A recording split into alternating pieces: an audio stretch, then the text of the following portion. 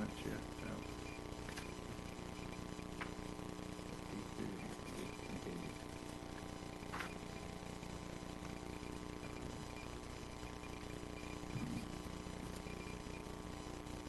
We heard from anyone else?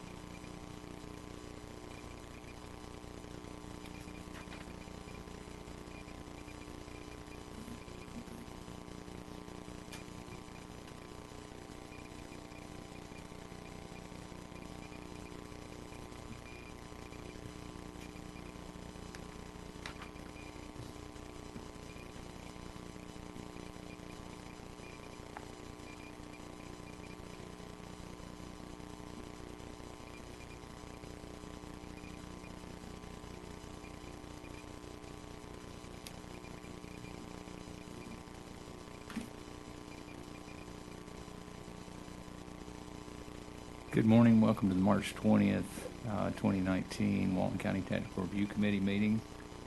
We've got one announcement, and that is just a continuation of a previous announcement. As of this month, we will be holding 2 Technical Review Committee meetings each month on the first and third Wednesday. And we're going to be looking for comments to be cleared to get out of this committee.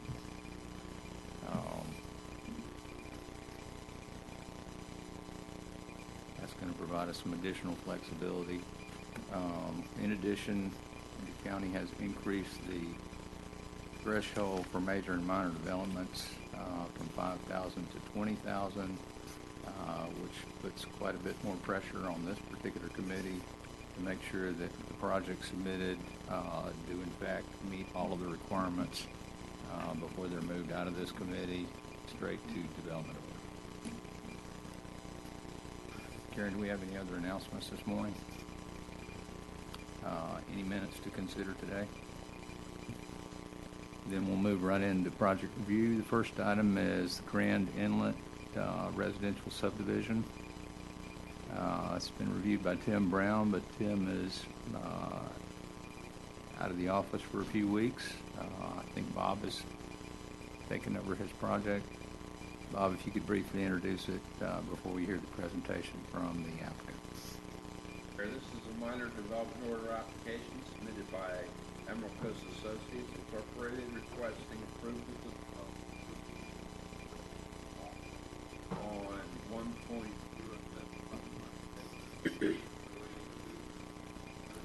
for Deborah infill.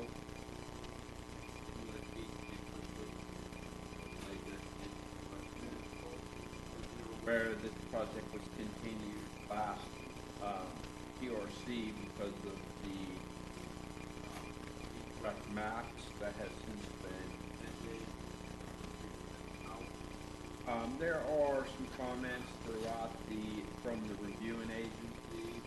I haven't received anything from our department, but the comments seem to be something that's done at the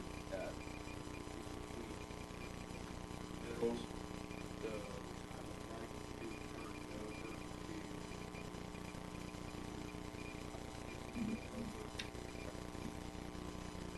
Thank you, Bob. John Humphrey with Emerald Coast Associates. Okay. And we really have no questions about any of these comments. They're pretty straightforward. I'm glad to answer any questions you have. Do you think you can respond and resubmit by this time next week? Yes, I think so. I know Dean is out of the office on vacation, but they'll be putting it on him. But I believe so. Because the plans we've already made the changes. He just needs to check them and sign off. Okay.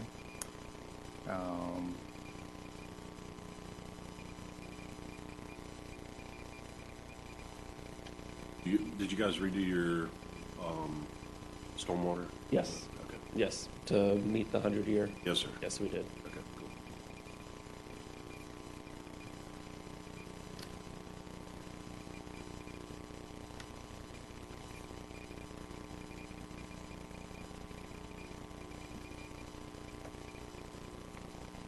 you can resubmit by noon on Wednesday of next week, we can have this re-reviewed and ready to go for the April 3rd technical review committee meeting. Yes, sir. Thank you. I'd like to entertain a motion to continue subject to satisfaction of outstanding comments to the April 3rd technical review committee. Moved. We have a motion. Do we have a second? Second. Motion and a second. Any further discussion? Seeing none, all in favor, please say aye. Any opposed likewise? Seeing none, this item is carried. It will be continued till April 3rd, 2019 at 8:30 in this location. Next item on our agenda is the ECBC West Building D. This project's been reviewed by Kelly Freimeyer. Kelly, you can briefly introduce it for us.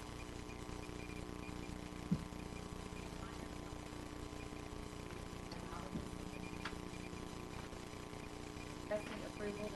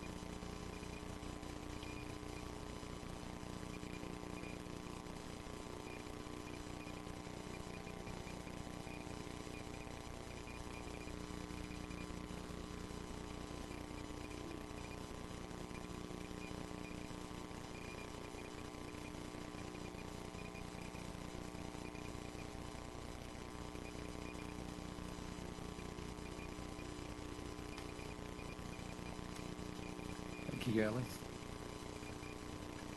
Morning, Curtis. Have you had a chance to take a look at comments? Yeah, John and I spoke about them at length yesterday. My comments that Jed are easily, a lot of those are just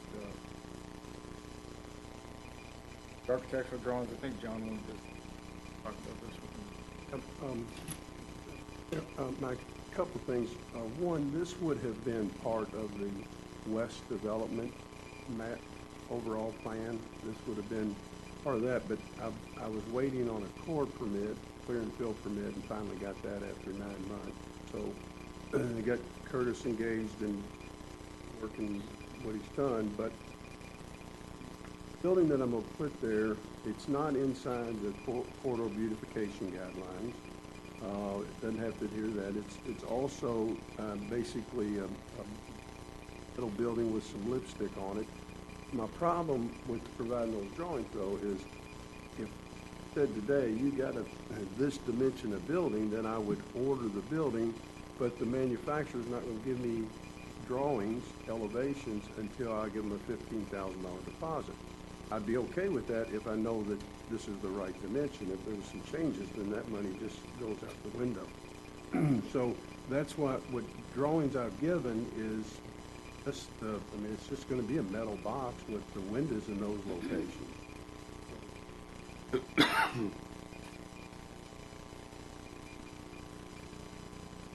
I'm Karen McCourt. If you can come to the podium, please, so we can get your comments on the record. I'm Karen LaCourte for Northline Investments, and we own property at the beginning of the Business Center Drive. And we called about sinkhole and water not draining since they started the improvements on 98. And we were told that the county doesn't own the street, that we do. And when we bought both properties, we were never notified that we owned the street. And so that if we own the street, who's to maintain, are we to maintain it? And where are the right-of-ways for other properties? As far as Business Center Drive, you want to speak to that, John? Thanks, Matt. Could you clarify, what properties do you own? We have, let's see.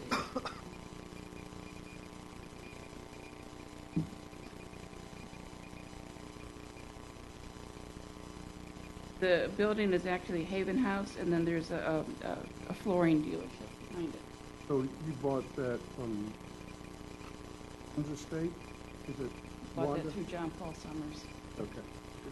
So we had the opportunity to turn this road over to the county 10 years ago. In fact, the county asked us to do that, but the problem with that is they were going to send the road through, and the owners felt like if they turned it over to the county, that what was going to happen is when those people built the houses in Frangista and so on, that they were going to be coming into the county and saying, stop these tractor trailers, stop these businesses, the noise, the traffic. And so the owners decided they were not going to turn it over to the county. So it is, in fact, the owners of the properties there. So that we own the street, and who maintains it, and who's liable for the potholes and the lack of drainage? Yet to be determined. We haven't collected anything for there's not an active association. Love for you to be, you can spearhead that effort. Could do that in my spare time. Seriously, we're concerned that if we own the road and there's a drainage problem and we're going to put more buildings on that road,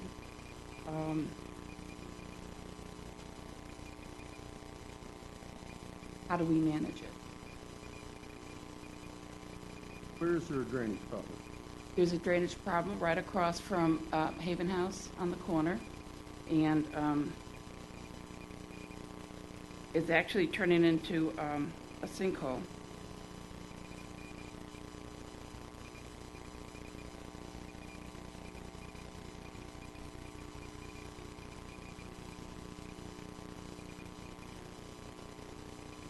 And that pothole on the right-hand side coming in.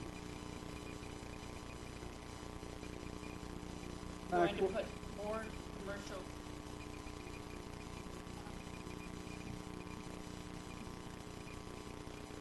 Well, this, How can you build something on a street where it's a private street then? My question. well, how did the other owners build? I mean, this is the last building that will be on that street other than the Boswell lot, so, which is approved for 40. So, glad to get with you in person out there and talk about this, but as you pointed out, till the DOT started stopping any, clogging up, and it's not this development in front of this development, it's a little further east. That natural waterway, that wetland that's Yes. behind the, that we think is plugged up. But I'd be glad to get with you that. But we do own and we'll have to maintain that road as owners own it. So that you would own part of the road? Yes. Own part of the road, and it's not a public road at all? No. So that the county would not maintain it at all? We had that opportunity. We passed on it. That was how long ago? In fact, you recall when the owners in Frangista were in raising Hades? Well, they've probably been doing it ever since, but That probably goes back before the crash. maybe 10, 12 years ago. Yeah, prior to 2000. Linda and Dean was still alive. And they said, no, we don't want the people, the county giving us a hard time as business owners with traffic or noise. So, I mean, we had that story. I would love to get together and see what's going on.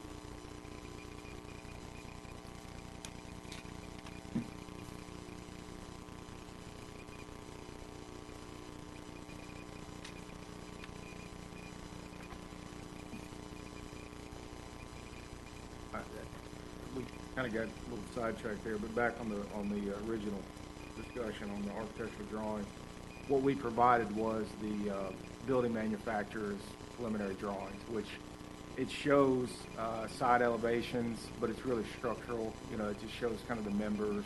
It does show the openings and the windows and things. It's just not a typical architectural elevation.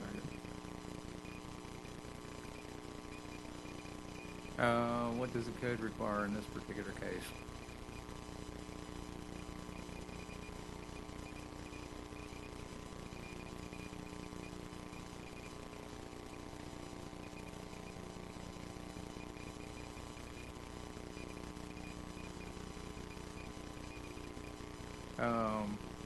John, we're approving a footprint as part of this plan. I'd like to think we could get some kind of elevation from whatever the building. I'll order the building, they'll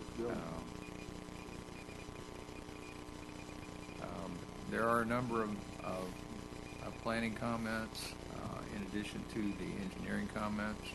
Curtis, do you believe that you can turn this around in a week? I believe so. One of the main things requested was some additional, Dewberry's requested some additional survey around the old pond. Stormwater comments, I think we need to talk, whoever the reviewer is going to be, because this is a bit of a challenging stormwater site, being that it ties into an existing lake off property. So I think that's something we're going to have to work through, and it's probably not worth bringing up in this meeting. It's just going to be highly technical in nature. So we'll work through that, but they have requested additional survey around the existing pond, and that's going to take a little time to get that survey. The elevations that I provided on the water level and the actual overflow, I surveyed that with my laser equipment, just to get clarification during the perk test and things. So I have true elevations of overflow and water levels, but having that on the actual topo survey, we don't have that.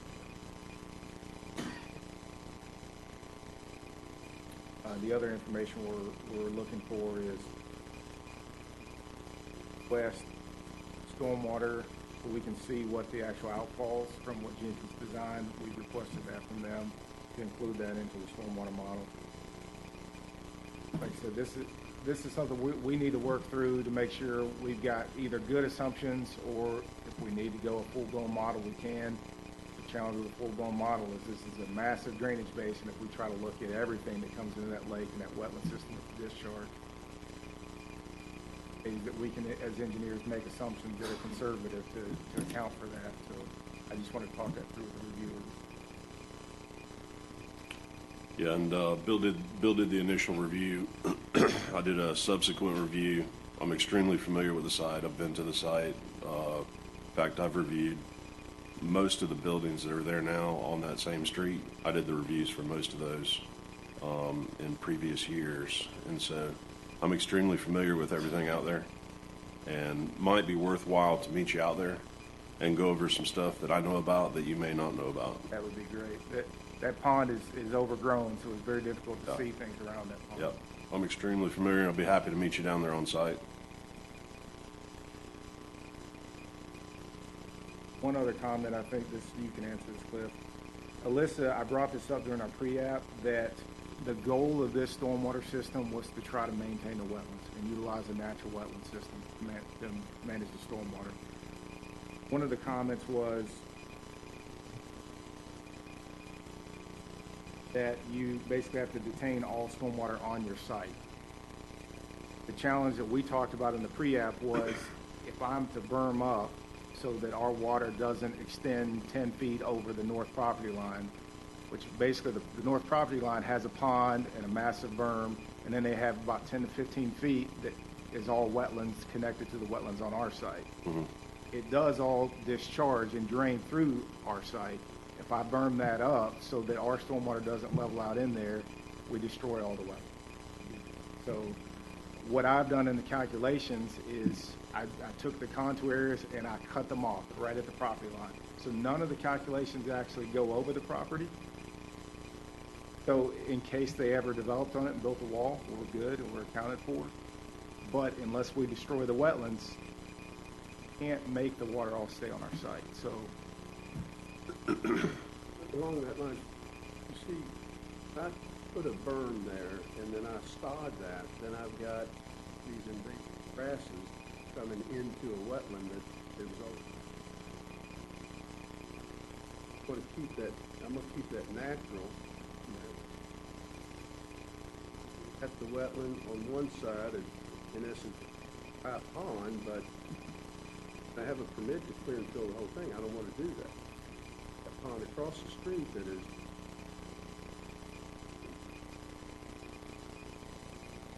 really neat little, I'm not gonna burn that up.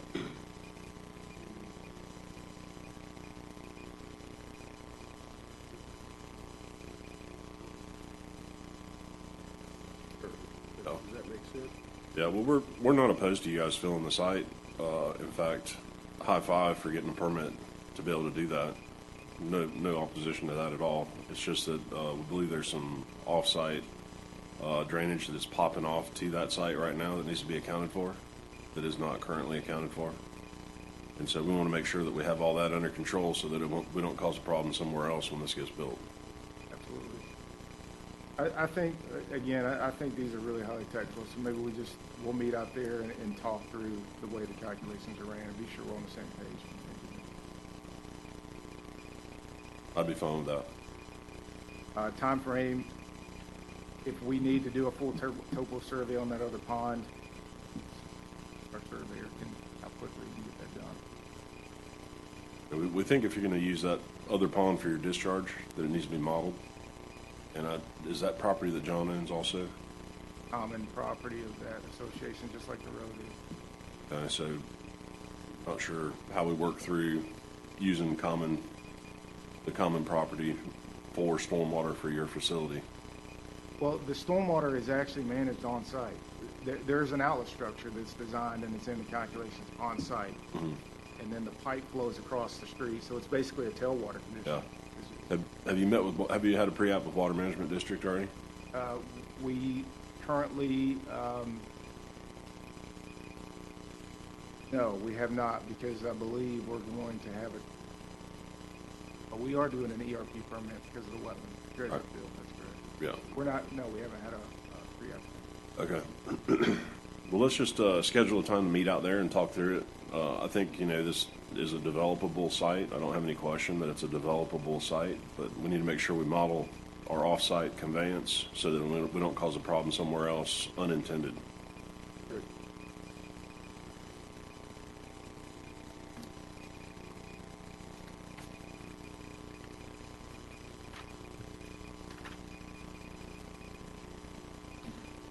It's our intent to move these projects through the process just as quickly as we can, so the product can get to the market as soon as possible.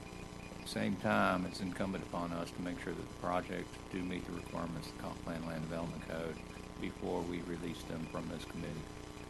Planning Commission has been, on Major Development Planning Commission and the BCC have been very direct about making sure that these projects don't have outstanding comments going into those meetings. And as a result of them increasing the threshold, that, as I said earlier, puts further pressure on the technical review committee to make sure that these projects are clean when they come out with this particular approval. If this project can accommodate the things that need to be done to satisfy these comments and get resubmitted by noon on Tuesday, we can rehear it and potentially approve it at the April 3rd meeting. next Wednesday, excuse me, at noon, which would be the 27th. Mike, we don't, are you talking about next Tuesday? Next Wednesday, noon.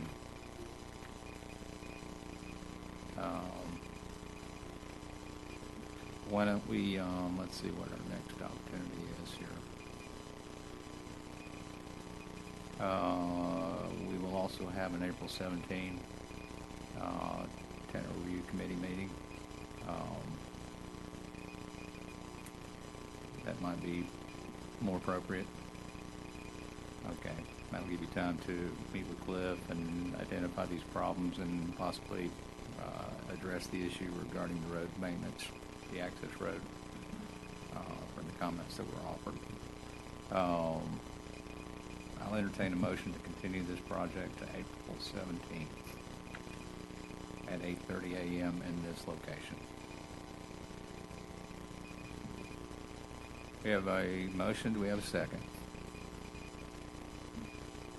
Second. We have a second. Any further discussion? All in favor, please say aye. Any opposed likewise?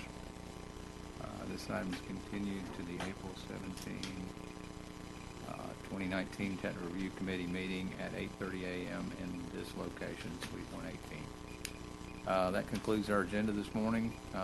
Thank you very much.